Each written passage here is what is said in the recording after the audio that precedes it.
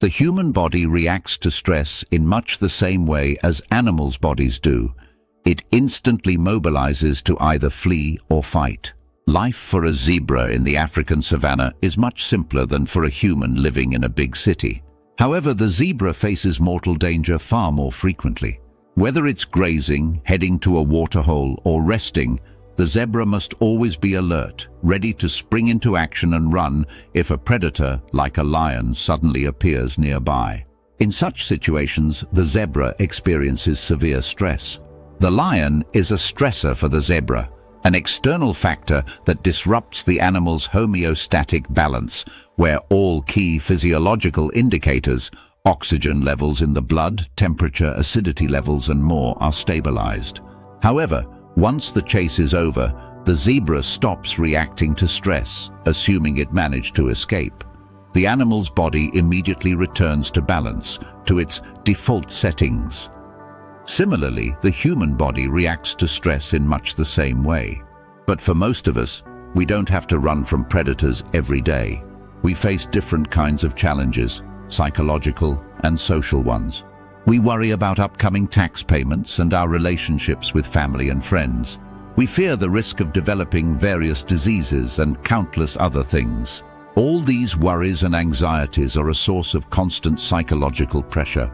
Psychological threats are also stressors that throw our body out of homeostasis. And while animals can run from predators, humans rarely manage to run away from their own worries.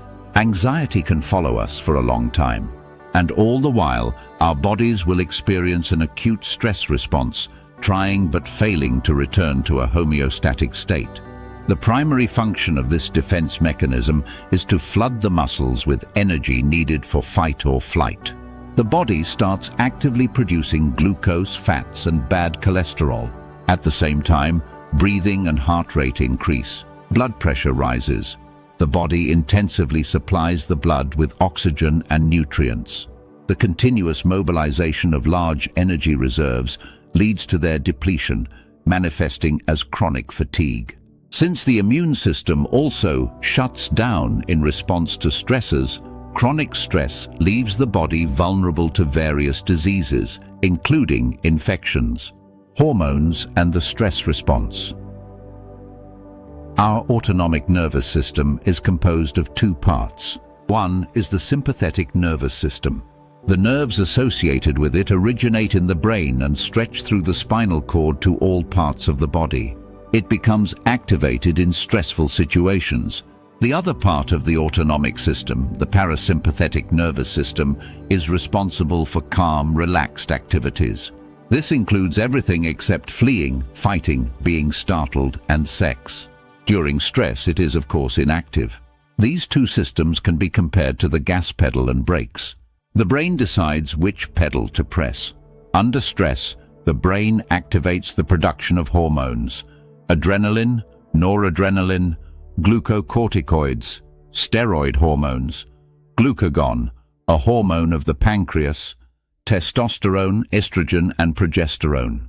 A powerful hormonal surge in a dangerous situation can save a person's life.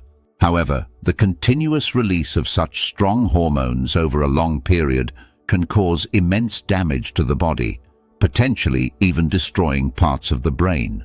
Prolonged stress responses are always harmful to the body. They lead to metabolic disorders, the destruction of blood cells, elevated blood pressure, and increased heart rate.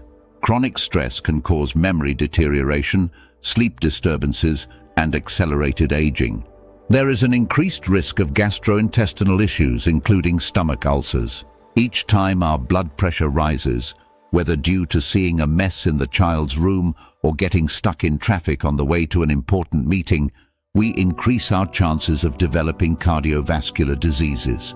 Moreover, in the presence of a stressor, there is a high risk of sudden death from cardiac arrest. Intense feelings of joy can disrupt the body's equilibrium just as much as fear, grief, anger, hatred, or rage. The physiology of these emotions is the same. How to overcome stress? Experts offer numerous strategies to reduce stress. For example, they advise developing cognitive flexibility, the ability to change your perception of a stressor or alter the stressor itself. Another approach is to focus on your emotions. Recognizing that the stressor is causing you emotional harm can reduce the stress itself. Which method should you choose? The answer depends on your individual characteristics and circumstances, as well as the type of stressor you're facing. Try one strategy first, then another. Often, changing strategies turns out to be the best strategy. Here are some techniques to help mitigate the damaging effects of chronic psychological stress. Exercise. Physical activity boosts mood, lowers resting heart rate, reduces blood pressure, and increases lung capacity. Social interaction. Social people are less prone to stress. However, be selective about whom you choose to interact with. Control. People feel calmer when they can, or at least believe they can, control the situation. This is why most people fear flying, where they control nothing but not driving, which they do control, even though statistics show airplanes are much safer than cars. Try to maintain control over your life in all its aspects. Don't waste time regretting the past.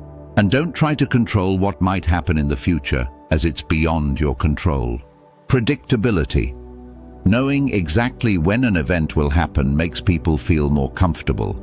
So, where possible, introduce predictability into your life. For example, by seeking out accurate forecasts.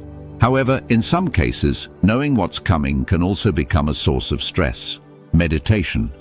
Glucocorticoid levels and blood pressure decrease during meditation. The 80-20 rule. By putting in the first 20% of effort, you can reduce stress by 80%. Any doctor will confirm. The most important thing is to get the person to take some action to address their emotional issues. Simply making an appointment with a therapist is enough. The best way to quickly reduce stress is to start making changes right away. Denial. When something truly catastrophic happens, something that cannot be prevented, controlled, or fixed, denial might be the best strategy. If the events in your life aren't yet catastrophic, try to hold on to hope that things will improve. Seek balance between everything will go wrong and everything will be fine. Find an outlet for frustration. You could swim, you could sing loudly, or smash old furniture with a sledgehammer. If it helps, do it regularly. Revisit stressful events. A paradoxical fact: the more you do what causes you stress, the less it will affect you. Psychotherapy. Talking to a psychologist can not only help change your behavior and usual stress coping methods, but also positively impact your physical health. Stress management strategy. There is no magic cure for stress. To effectively manage stress, you need to gain wisdom. You must learn to distinguish between what is a real danger to you and what is imagined. The advice to try to live happily and worry less may sound banal, but it holds deep truth. Psychology is just as important as physiology. By maintaining a positive, optimistic outlook in the face of challenges, you automatically reduce the risk that stress could damage your body. Remember the zebra. The lion will come when it comes, if it comes at all. Until then, it's safe to graze peacefully. Thank you for watching. This was a summary of a book from the wellness section of the Wheel of Your Life. To explore books across the entire Wheel of Life, including new releases, subscribe to the channel.